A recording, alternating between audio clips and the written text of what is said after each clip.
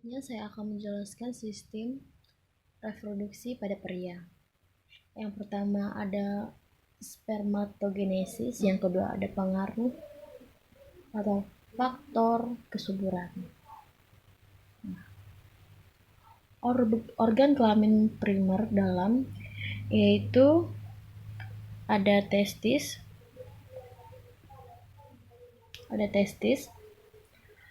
kelenjar pelengkap ada epididymis,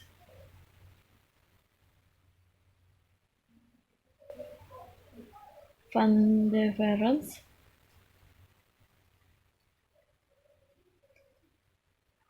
Calbucureta, kelenjar prostat, alat kelamin sekunder luar ada penis,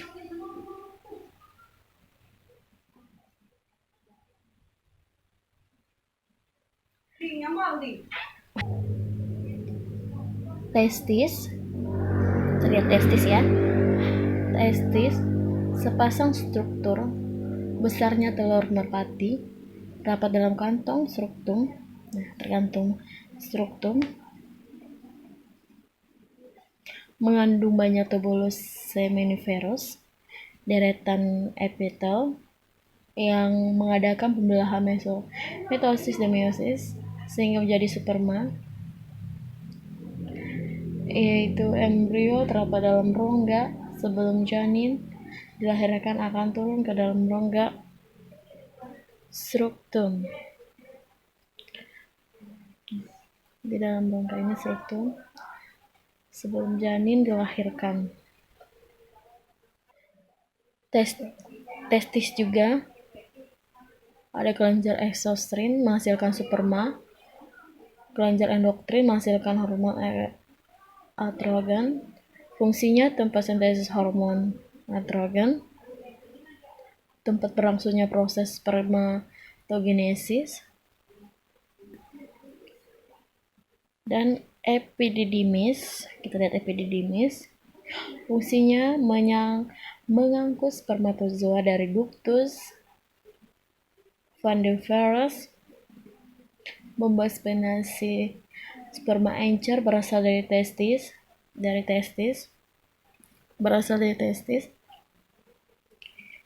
menjadi lebih pekat tempat pematangan sperma, tempat menyimpan sperma. Vas deferens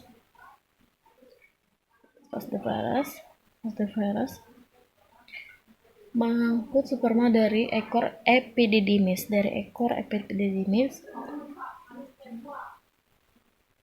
Lihat ya, ada bulboretra,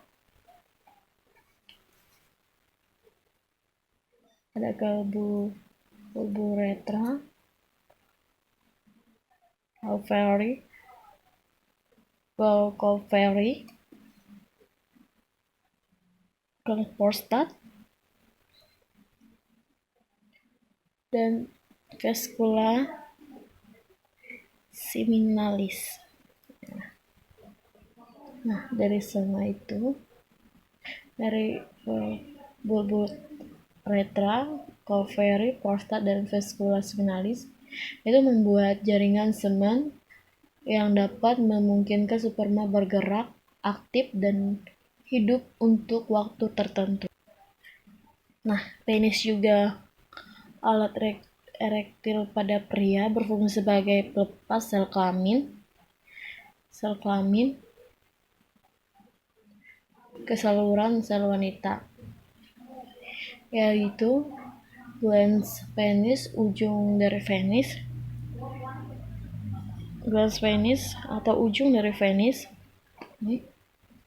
Lihat, yaitu membesar kulit dari penis, melanjutkan diri melewati glans penis. Kelebihan kulit tersebut protrudium, yaitu ada struktum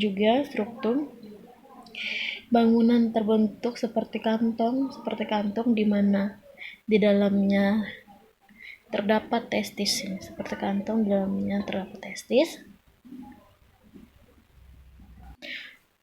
Ini ada spermatogenesis, suatu rangkaian perkembangan sel spermatogenia dari epitel tubulus seminiferus.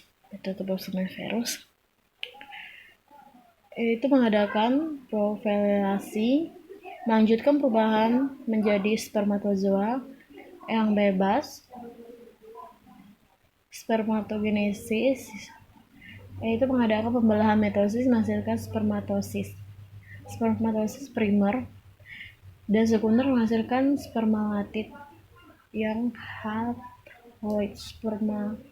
Spermiogenesis, perkembangan spermatid menjadi spermatozoa melalui serangkaian spermatosa yang panjang dan kompleks.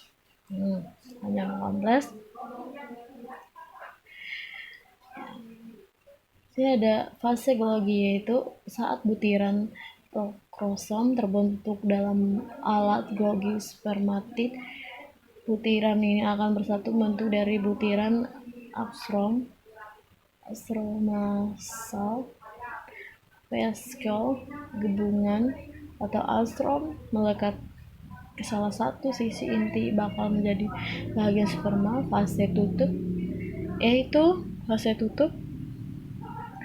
itu ada atromal vesicle makin besar, membentuk lipatan tipis yang melingkupi bagian kutub dan bakal jadi bagian depan terbentuk semacam tutup atau topi ya. Nah, spermatogenesis juga ada ureter, seminal vesicle, ejaculatoriders, rectum, prostate gland, bulboid gland, anus, ductus deferens, epididymis, testis, rectum, preputial glands, penis, dan uretra. Terima kasih. Bila ada kesalahan kata atau ucapan, saya mohon maaf. Saya ucapkan terima kasih.